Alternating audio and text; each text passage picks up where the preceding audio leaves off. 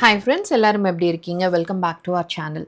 So இன்றைக்கி நம்ம பார்க்க போகிறது வந்துட்டு அகாரோவோட எக் பாய்லர் அண்ட் போச்சர் தான்.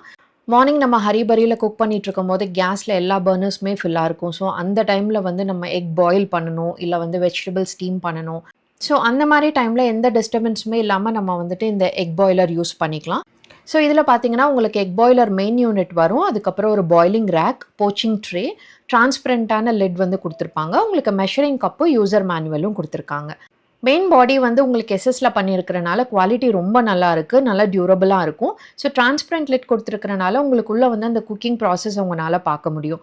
எல்லாமே வந்து ஃபுட் கிரேட் மெட்டீரியல் தான். So safe and hygiene for cooking. நீங்கள் வந்து அதை பற்றி எதுவும் கவலைப்பட வேணாம்.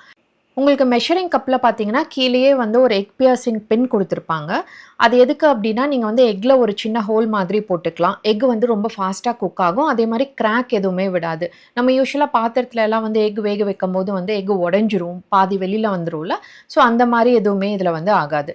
ஸோ இந்த மெஷரிங் கப்லேயே பார்த்தீங்கன்னா உங்களுக்கு ஹார்ட், மீடியம், சாஃப்ட் அந்த மாதிரி நீங்கள் குக் பண்ணுறதுக்கு மெஷர்மெண்ட் கொடுத்துருப்பாங்க. அந்த அளவுக்கு நீங்கள் தண்ணி ஊற்றுனீங்கன்னா போதும், எக் வந்து உங்கள் ரெக்குவயர்மெண்ட்டுக்கு தகுந்த மாதிரி குக் ஆகிடும்.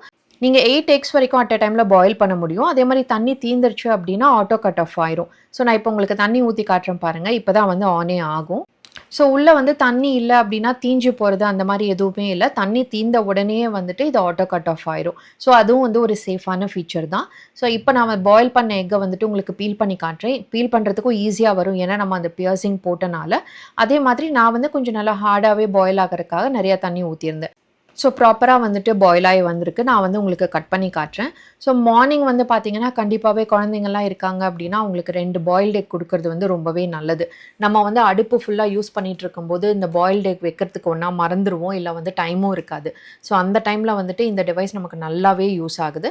ஸோ நான் மேல வந்து பார்த்தீங்கன்னா, சால்ட் அண்ட் பெப்பர் வந்துட்டு ஸ்ப்ரிங்கிள் பண்ணி குடுத்துருவேன். அதே மாரி நீங்க இந்த எக் போச்சிங் ட்ரே யூஸ் பண்றீங்க அப்படின்னா, கண்டிப்பாவே அந்த எக் பாய்லர் ட்ரே கீழ வச்சுட்டு, அது மேல தான் வந்து நீங்க அந்த எக் போச்சிங் ட்ரே வைக்கணும். டைரக்ட்டா வந்துட்டு நீங்க அந்த எக் போச்சிங் ட்ரே வந்து வைக்கக்கூடாது. இந்த எக் போச்சிங் ட்ரேல நீங்க எக் போச் பண்றது மட்டும் இல்லாம, நீங்க வந்து வெஜிடபிள் ஸ்டீம் பண்ண முடியும். மோமோஸ் வந்து ஸ்டீம் பண்ணலாம். நான் பார்த்தீங்கன்னா, ரெகுலரா பண்ற ஒரு டிஷ் வீட்ல எல்லாருக்கும் ஒரு ஃபேவரைட் அப்படின்னா, எக் ஸ்பைசி பைட்ஸ் அப்படின்னு சொல்லிட்டு. ஸோ இதுக்கு ஆனியன் வந்து நல்லா ஃபைனா சாப் பண்ணிக்கோங்க. அதுக்கப்புறம் கேப்சிகம். நான் வந்து கிரீன் எடுத்திருக்கேன். உங்ககிட்ட ரெட் கலர், அதுக்கப்புறம் எல்லோ இருக்கும்ல, அந்த மாரி எது இருந்தாலும் நீங்க வந்து யூஸ் பண்ணிக்கலாம். நீங்க என்ன வெஜிடபிள்ஸ் வேணாலும் இது கூட ஆட் பண்ணலாம். இல்ல நீங்க மஷ்ரூம் வச்சிருந்தீங்கன்னா, அத கொஞ்சம் லைட்டா சாட்டே பண்ணிட்டு, அதுக்கப்புறமா இதில ஆட் பண்ணிக்கலாம்.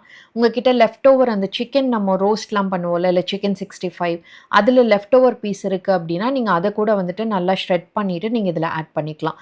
பசங்களோட ஸ்நாக்ஸ் பாக்ஸ்க்கு இல்ல ஈவினிங் ஸ்நாக்ஸ்க்கெல்லாம் பார்த்தீங்கன்னா, இது ஒரு பெஸ்ட்டான ஆப்ஷன். ஒரு நல்ல ஹை புரோட்டீன் டிஷ் கூட இது. நீங்க வந்து எக் போச்சிங் ட்ரேல வந்து ஆயில் இல்ல பட்டர் வந்து நல்லா பிரஷ் பண்ணிட்டு, ஹாஃப் ட்ரே மட்டும் நீங்க ஃபில் பண்ணுங்க. நான் வந்து இதில தெரியாம ஃபுல் ட்ரே பண்ணிட்டேன். ஏன்னா, இது வந்து கொஞ்சம் ரைஸ் ஆயி உங்களுக்கு வரும். ஸோ இது கூடயே வந்து நான் கொஞ்சம் கேரட் பீன்ஸ், அதுக்கப்புறம் இந்த எக் போச்சிங்க்காக ஒரு எக்கும் போட்டிருக்கேன். நீங்க வந்து மோமோஸ் வந்து ஸ்டீம் பண்ணலாம் இதில. இல்ல வந்து ஸ்வீட் பொட்டேட்டோ அதெல்லாம் கொஞ்சம் சின்ன பீஸா கட் பண்ணி போட்டு, அதையும் வந்து நீங்க ஸ்டீம் பண்ண முடியும். இதில நீங்க ஸ்வீட் கார்ன், அதுக்கப்புறம் இந்த ஃப்ரோசன் பீஸ் எல்லாம் இருக்குல்ல, அதெல்லாம் நீங்க ஸ்டீம் பண்ணணும்னா, அதுவும் வந்துட்டு நீங்க பண்ணிக்கலாம். ஸோ நான் நல்லா வந்து ஸ்டீம் ஆகணும் அப்படிங்கிறக்காக அந்த மெஷரிங் கப்ல ஃபுல்லாவே தண்ணி ஊத்திட்டேன். ஸோ ஆட்டோ கட் ஆஃபும் ஆயிடுச்சு.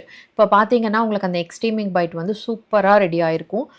ஸோ பசங்களுக்கு வந்து இது கண்டிப்பா பிடிக்கும். நீங்க வந்து ட்ரை பண்ணி பாருங்க. அதே மாரி இந்த கேரட் பீன்ஸும் வந்து பெர்ஃபெக்ட்டா குக் ஆயிருக்கும். ரொம்ப சாகியா இல்லாம. நீங்க இதுலேருந்து டைரக்ட்டா வந்து பொரியல் எடுத்து கூட பண்ணலாம். நான் வந்து யூசுவலி இந்த மாரி ஸ்டீம் பண்ணேன் அப்டின்னா, லைட்டா வந்து சால்ட் அண்ட் பெப்பர் போட்டுட்டு அப்படியே வந்து கன்சியூம் பண்ணிருவேன். ஸோ இத வந்து அப்படியே கம்ப்ளீட்டா ஒரு மார்னிங் பிரேக்ஃபாஸ்ட்டாவே எடுத்துக்கலாம். Protein rich. ஸோ இது வந்து நம்ம கேஸே பத்த வைக்காம வந்து ரெடி பண்ண முடியும். ஈவினிங் பசங்களுக்கு வந்து ஸ்நாக்ஸ்க்கு ரொம்பவே பிடிக்கும். நீங்க வந்து கண்டிப்பா ட்ரை பண்ணி பாருங்க. ஸோ இது கிளீனிங் வந்து ரொம்பவே ஈஸிங்க. இந்த எஸ்எஸ் பாடி இருக்குல்ல கீழ, அத வந்து நீங்க டைரக்ட்டா டேப் கிட்டலாம் கொண்டு போகவே கூடாது. அத ஜஸ்ட் நம்ம வைப் தான் பண்ணணும். மீதி இருக்கிற அக்சஸரீஸ் எல்லாத்தையுமே வந்துட்டு நீங்க நம்ம ரெகுலரா வாஷ் பண்ணுவோம்ல, அந்த மாரி மைல்டான ஒரு சோப் வச்சு நீங்க வாஷ் பண்ணிக்கலாம். அதே மாதிரி வந்து பார்த்தீங்கன்னா, இந்த மெஷரிங் கப் இருக்குல்ல, அதுக்கு கீழ வந்து நமக்கு பியர்சிங் பின் குடுத்துருப்பாங்க. ஸோ அது வந்து கொஞ்சம் ஷார்ப்பாவே இருக்கும். ஸோ எப்பவுமே வந்து நீங்க அத க்ளோஸ் பண்ணியே வைங்க. ஸோ நீங்க அத வாஷ் பண்ணீங்க அப்டின்னா, நல்லா வந்து ஒரு துணி வச்சு வைப் பண்ணிட்டு, அதுக்கப்புறம் க்ளோஸ் பண்ணியே வைங்க கண்டிப்பா. ஸோ இந்த மெயின் யூனிட்ல வந்து பார்த்தீங்கன்னா, நம்ம பாயில் பண்ணதுக்கப்புறமா யூசுவலா இந்த மாரி ஸ்டெயின்ஸ் ஆகும். ஸோ அந்த ஹீட்டிங் ட்ரேயில் இருக்கிற ஸ்டெயின்ஸ் எடுக்கிறது ரொம்பவே ஈஸி. நீங்கள் குக்கிங்க்கு யூஸ் பண்ணுவீங்கல்ல ஒயிட் வினிகர், அதை வந்துட்டு ஒரு துணியிலையோ இல்லை டிஷ்யூலையோ வந்துட்டு லைட்டாக ஊற்றிக்கோங்க. அதுக்கப்புறமா நீங்கள் வந்துட்டு இதை ஸ்லைட்டாகவே ரப் பண்ணிங்கன்னா போதும், ஃபுல்லாக வந்து சூப்பராக க்ளீன் ஆகிடும். ஸோ ஒன்ஸ் வந்து வினிகரில் வைப் பண்ணதுக்கப்புறம் ஒரு நார்மலான டிஷ்யூ இல்லை துணியில் வந்துட்டு வைப் பண்ணி வச்சிட்டிங்க அப்படின்னா யூனிட் வந்துட்டு நீட்டாக மெயின்டைன் பண்ண முடியும். ஸோ இது ரொம்பவே ஒரு வொர்த்தான பை தாங்க. கண்டிப்பா வந்து நீங்க ட்ரை பண்ணி பாருங்க. ஸோ இந்த ப்ராடக்ட்டோட லிங்க், டீட்டெயில்ஸ் எல்லாமே டிஸ்கிரிப்ஷன் பாக்ஸ்ல குடுத்துருக்கேன். செக் பண்ணி பார்த்துக்கோங்க. இன்னொரு இன்ட்ரஸ்டிங்கான வீடியோல மீட் பண்ணலாம். Thank you so much for வாட்சிங்.